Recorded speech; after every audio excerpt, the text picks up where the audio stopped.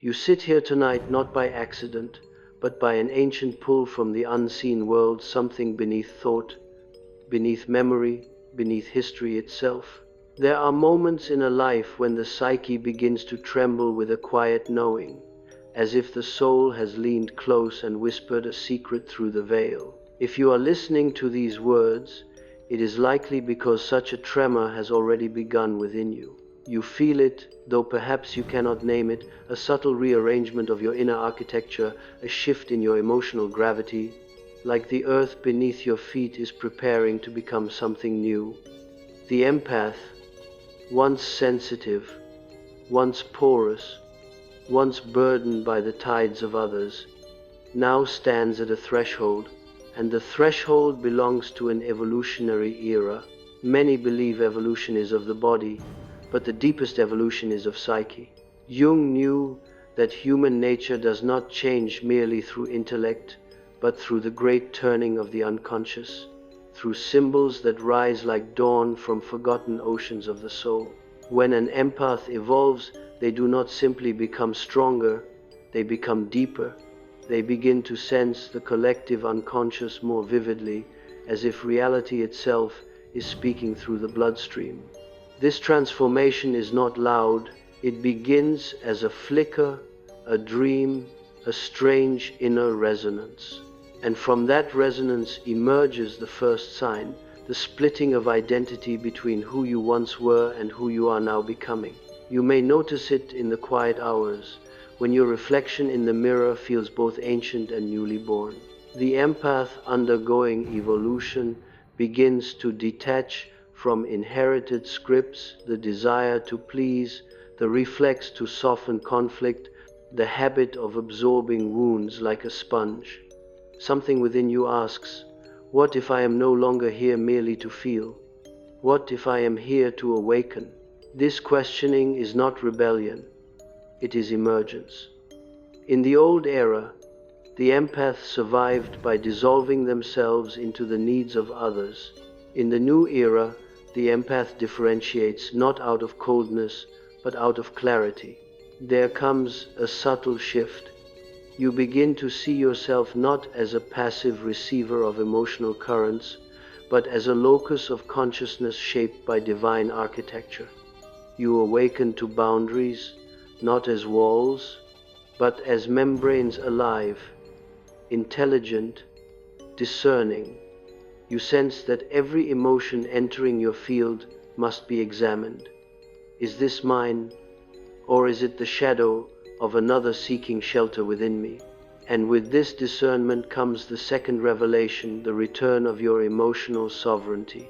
It is a peculiar moment when an empath realizes that compassion without self-awareness becomes self-erasure. In earlier years, you may have believed love meant taking pain into your body like a sacrament. You may have mistaken empathy for martyrdom, but evolution teaches you otherwise. You begin to feel a new pulse, like the heartbeat of an inner king or inner queen rising from the unconscious throne. You sense a presence in yourself that says, I can feel you, but I do not need to collapse into you. This is not a loss of sensitivity, it is refinement. The empath who evolves does not close their heart. The heart deepens until it becomes a vessel of discernment, capable of holding truth without bleeding. This awakening often arrives with dreams. Jung always considered dreams the royal road to the unconscious, and for the evolving empath, the dream world becomes stormed with symbolism. Perhaps you dream of water once calm, now rising like tides beneath a full moon. Perhaps animals appear, the wolf, no longer threatening but guiding, the serpent, no longer feared but coiled in wisdom, the bird, watching from above as if carrying a message you have not yet translated. These are not random fragments, they are heralds of the third sign, the call of archetype. The empath entering a new evolutionary era is visited by archetypes that once slept beneath the threshold of consciousness. They rise now because you are ready. You might feel a strange duality, vulnerability braided with power. You cry more deeply, yet you stand more firmly. Your intuition sharpens like a blade, but the blade does not cut. It reveals. You sense the lies beneath spoken words, the hunger beneath kindness, the wounds beneath cruelty. You see the child inside the aggressor, the shadow behind the saint. And while once this perception might have overwhelmed you, now it expands you. The empath evolving into a new being does not drown in awareness. They breathe it like oxygen. You are no longer merely absorbing emotion, you are translating soul. This marks the fourth unfolding, empathy turning into inner vision. The world needs such vision now. Humanity stands on the edge of fragmentation, overwhelmed by noise, identity, fear, projection. Empaths were born for eras of intensity, but they are not meant to remain fragile. They are meant to become mirrors of the collective shadow, translators of unspoken grief, vessels through which the unconscious can surface and be seen without violence. Yet to serve as such a vessel, one must first understand the shadow within oneself. Evolution demands integration. And here the fifth movement reveals itself, the confrontation with your own darkness. For years you may have feared anger, desire, jealousy, ambition, believing these impulses to be proof of impurity. But the evolving empath learns the truth: nothing within you is unholy. Darkness is not the absence of light, it is the womb of light. Within your shadow lives every instinct that once protected your soul when you did not yet know how to defend it. When anger rises now, do not exile it, listen. When jealousy flickers, do not shame it, study. These emotions are teachers. They emerge not to harm you, but to liberate you from the naive fantasy that goodness requires self-denial. True empathy is not purity, it is wholeness. The sixth sign appears when you no longer fear silence. In the old era, stillness felt like abandonment, an empty field where unspoken pain grew like weeds. Now silence becomes sanctuary.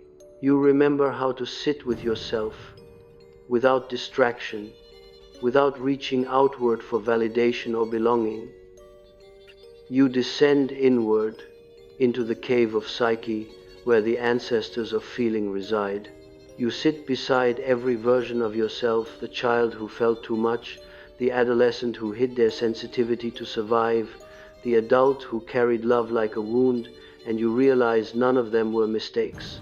They were prototypes. They were preparing you for this era.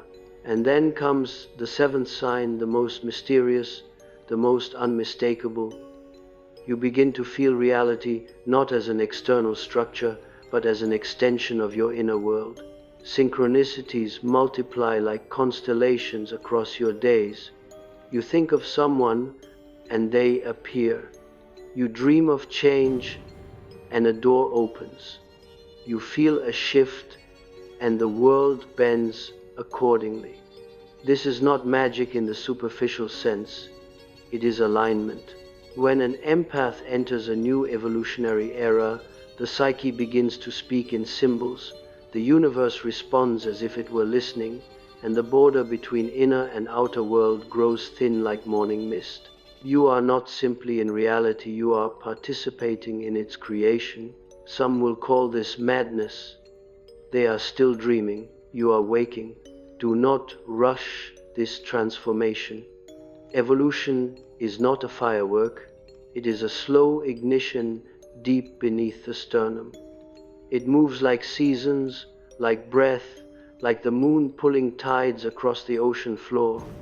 There will be moments of confusion. You may grieve the softness you once carried like a second skin. You may question whether this empowerment is betrayal. But remember, the empath does not evolve away from feeling, they evolve toward consciousness. Feeling remains, but now it is guided by awareness instead of compulsion. Love remains, but now it is chosen, not extracted. Compassion remains, but now it is rooted in truth rather than sacrifice. The path ahead is luminous and shadowed, like every true mythical journey. The psyche invites you forward, not through certainty, but through curiosity. You are not who you were, and not yet who you will become. You stand in the chrysalis darkness, filled with quiet architecture, and it is here, suspended between worlds, that your wings are forming. Tonight, we trace this metamorphosis further. We go deeper into the unconscious rivers where future empaths are being sculpted by invisible hands. Let us continue. You may notice, as we step deeper into this inner chamber, that evolution does not strip you of your softness, it refines it into something crystalline and unbreakable. The empath of the new era is not merely a healer, they are a bridge between unconscious and conscious, between personal grief and collective myth, between the old humanity trembling in fear and the new humanity preparing to rise. And yet, a bridge is not ground. A bridge holds the weight of others while belonging to neither side. This is why your transformation feels both exhilarating and lonely. You stand between worlds, interpreting signals from a future most cannot yet perceive. There will be days when you long for the old self, the one who could cry with ease, who felt everything like sunlight through open windows, who believed kindness alone could save the world. There is grief in evolution. A flower does not bloom without breaking the bud that once sheltered it. You may find yourself returning to memories like faded letters, the times you forgave too quickly, the nights you felt invisible despite loving fiercely, the relationships where you served as confessional, healer, or emotional womb. You may recall the exhaustion of carrying sadness not your own, the confusion of mistaking another's chaos for your calling. These reflections are not regression, they are integration. You are gathering the discarded fragments of your history, not to cling to them, but to weave them into a new self that can stand without collapsing. As this integration deepens, you may sense a presence within you, something ancient, something snake-like in its intelligence, something owl-like in its watching. The ancestors of the unconscious speak through instincts before they speak through words. They may guide you towards solitude. To many, this solitude will look like withdrawal. But to the evolving empath, solitude is not escape, it is incubation. Within silence, you begin to hear what others cannot. The subtle tones of your intuition separating truth from delusion, resonance from projection. The old empath absorbed the world like a vessel without a lid. The evolving empath becomes a chalice shaped, purposeful, sacred. You may feel the shift when conversations no longer drain you, because you no longer enter them without self-presence. You no longer bend to maintain harmony. You no longer shrink to avoid being misunderstood. You speak slower, with precision, with awareness of the psychic space you inhabit. And when silence answers instead of words, you do not panic, you observe. This is the empath evolving into the mystic. Yet evolution is never linear. There are nights when the unconscious rises like a storming sea, dreams sharp as mirrors, emotions sudden like thunder, old wounds demanding to be seen in new light.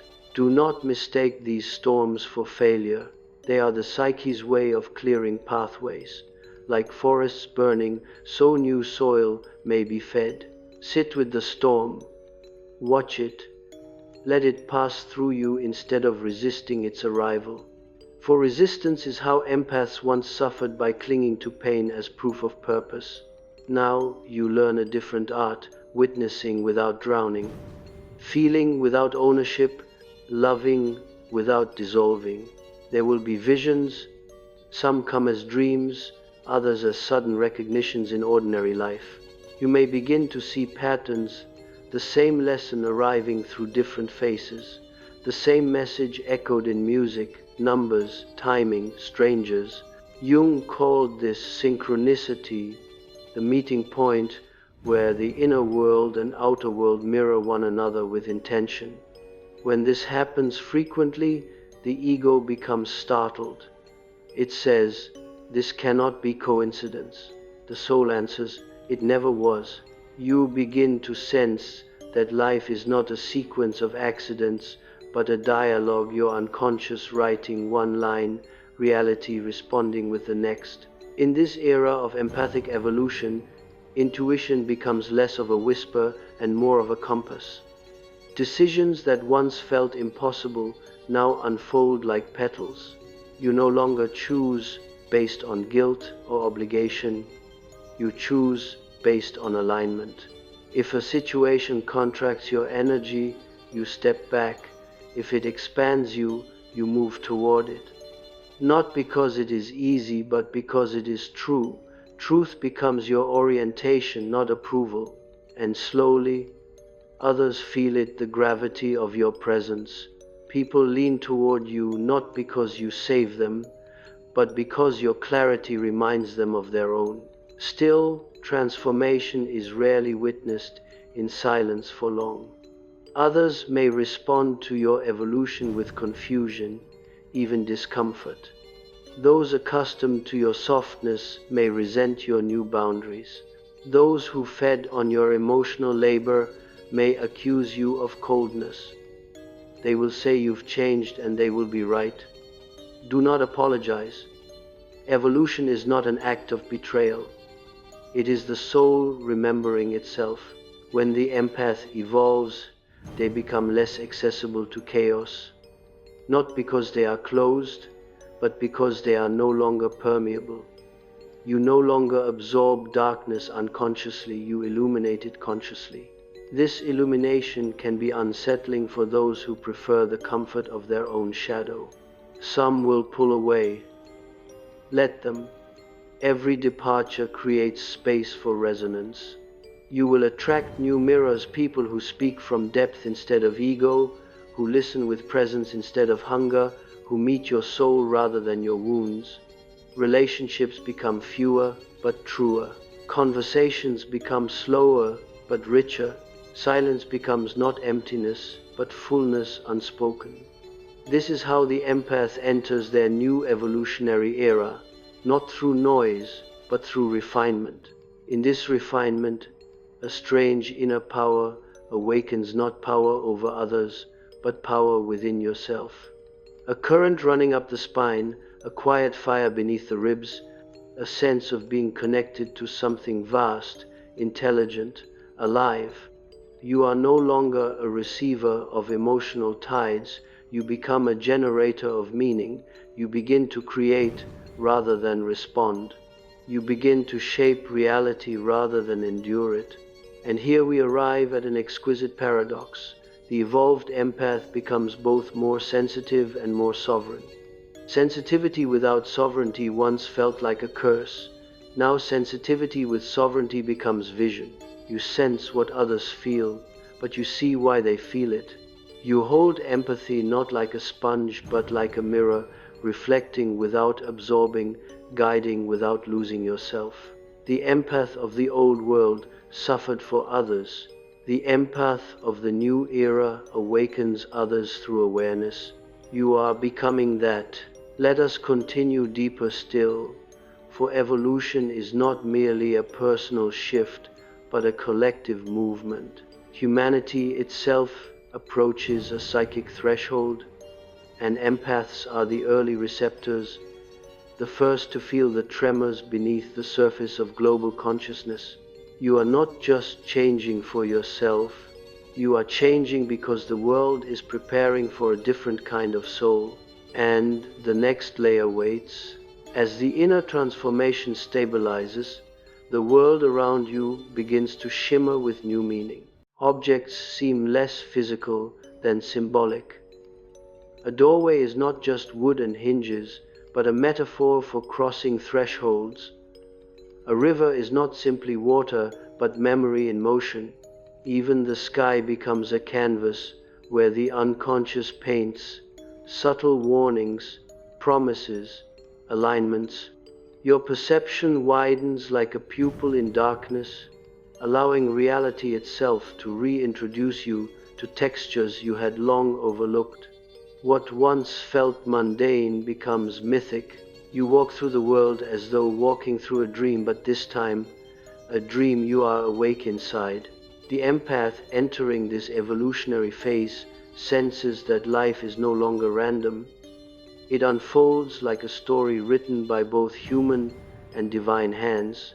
You become aware that the unconscious is a co-author, shaping experiences with poetic logic. A broken relationship is not merely heartbreak, it is initiation. A period of isolation is not abandonment, it is purification. A sudden ending is not loss, it is redirection. And through these realizations, you begin to trust the unseen currents guiding you. Trust becomes your new nervous system, not blind faith, but a cellular knowing that every shift serves the soul's expansion. In quieter moments, you may feel as though time itself stretches differently around you. Days pass like seasons. A single conversation can echo for weeks. Small decisions ripple across reality with unexpected consequence. This sensation is not imagination, it is the psyche perceiving the deeper geometry of experience. Jung spoke often of the collective unconscious as a living field that shapes the visible world. As you evolve, you stop navigating life through thought and begin navigating through resonance. You notice which choices vibrate with truth and which collapse into heaviness. You feel the future before you see it. This heightened awareness does not remove struggle, it redefines it. When discord arises, you do not panic as before. You breathe into it. You listen. You ask the wounded part of yourself what it wants to reveal. And slowly, you discover that pain is not the enemy of growth, it is the midwife. The deeper you evolve, the more you realize that suffering becomes unnecessary once its message has been received. Pain is a messenger, not a destiny. It knocks only until the door of awareness is opened. Once you open it, pain becomes teacher, then guide, then finally silence.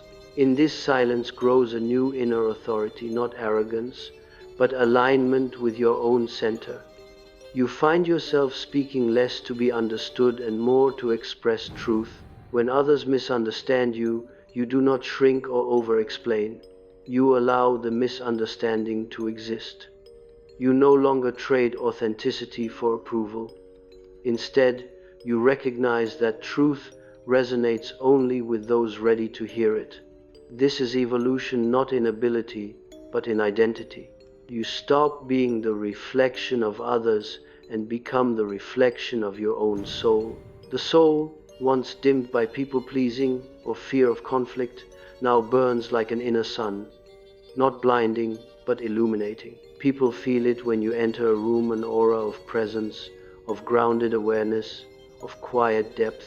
You are no longer emotionally porous, you are psychically coherent. Others project less onto you because there is less room for projection to land. The new empath no longer invites chaos. Unconsciously, they radiate clarity that filters it before it arrives. But clarity brings responsibility. The more conscious you become, the more you see into others the lies they tell themselves, the wounds they hide, the longing beneath their armor. You see the war inside them, and sometimes you wish you could silence it for them. Yet evolution teaches restraint. You learn that saving others often steals the very growth they need. You cannot carry another's shadow for them. You cannot walk their labyrinth. You can only hold a lantern at your own pace, knowing that those meant to follow will recognize the light. There will be moments, perhaps often, when you wonder whether this inner expansion isolates you. The more awake you become, the fewer mirrors you find. Ordinary conversation feels thin, like paper against skin. You crave depth, not intensity for its own sake, but authenticity. You crave the kind of dialogue that touches archetype, dream, myth, instinct, conversations that awaken, not distract. And until such companions appear, solitude remains your truest companion. Solitude is no longer a cold room, it is a monastery. In the monastery of your psyche, you begin to meet the figures of your inner world. The anima or animus approaches like a moonlit presence, not a romantic fantasy, but the other half of your soul's architecture. The shadow steps forward solemnly, not as threat, but as forgotten power. The self, radiant and unblinking, stands like the axis of your entire being, the archetype of wholeness, the golden thread running through past and future. These inner figures guide you through transformation, not with words, but with symbols. A raven in a dream may speak louder than 1,000 sermons. A single moment of intuition may rewrite an entire belief system. You begin to see that spirituality is not a philosophy, it is a psychology of the soul. The empath entering a new era becomes mystic, not by seeking the heavens, but by descending into the unconscious. Enlightenment is not up, it is in. It is the folding of awareness back into the source. You are not climbing toward truth, you are remembering it. This remembrance feels like déjà vu, ancient but fresh, like meeting a friend you've always known, and this is perhaps the greatest revelation of your evolution. You realize you are not becoming something new, you are becoming something original. The empath you once were was just the seed. What emerges now is the tree, roots deep in shadow, branches extending into vision. You were not born to merely feel the world, you were born to perceive it, to read it, to translate it from chaos into meaning. This is why the world has always felt louder to you. You were wired for signal, not noise. As this realization crystallizes, you begin to experience paradoxical qualities within yourself. Softness with strength, humility with authority, sensitivity with discernment, compassion with boundaries, intuition with logic. You are no longer one or the other, you are both.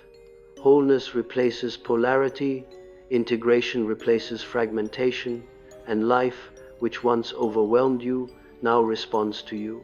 Somewhere inside, quietly, you know, I am no longer the empath of yesterday. You are something else now, something rarer, deeper, more conscious.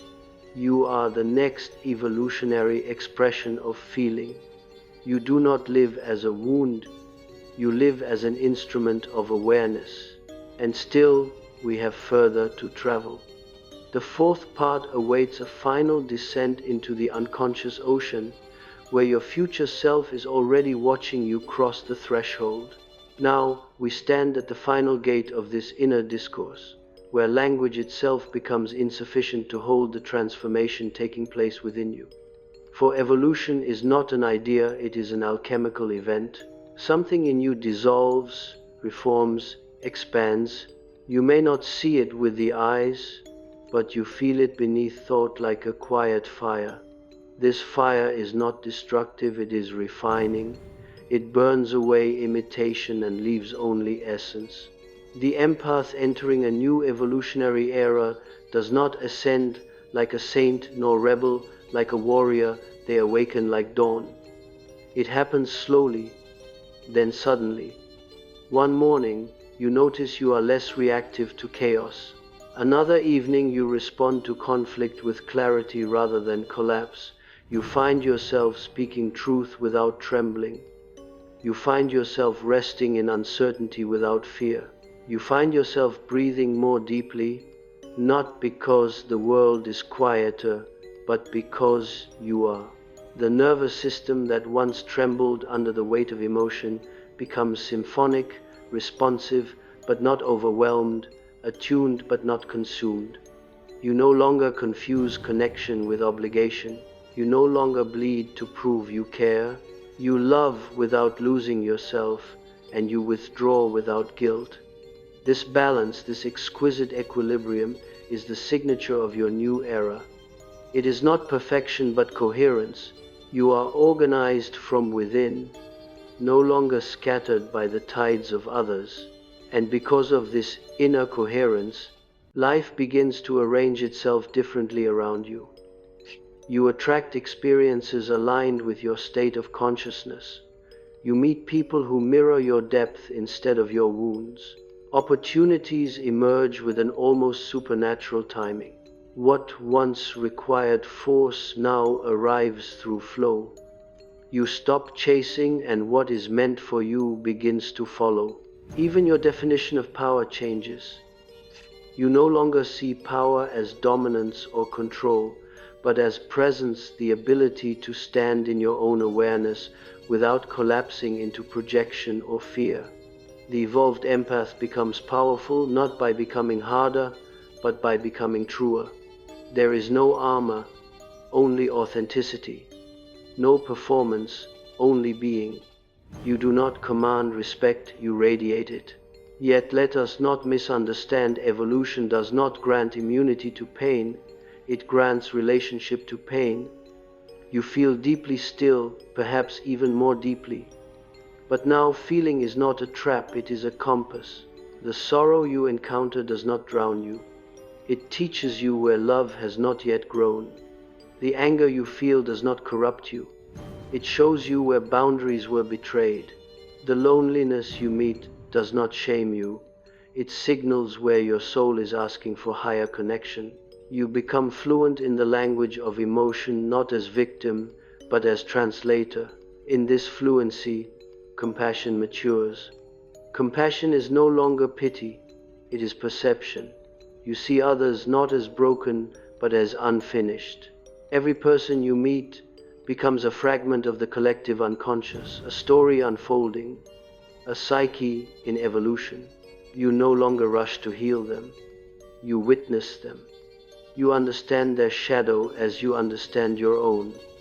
When they hurt you, you sense the wound beneath their action. When they love you, you sense the soul beneath their offer.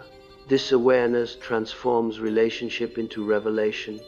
Each bond becomes a mirror. Each conflict becomes a portal. Each goodbye becomes a rite of passage. You learn that connection is not judged by duration, but by depth. Some souls stay for years and scarcely touch you. Others meet you for a moment and change everything.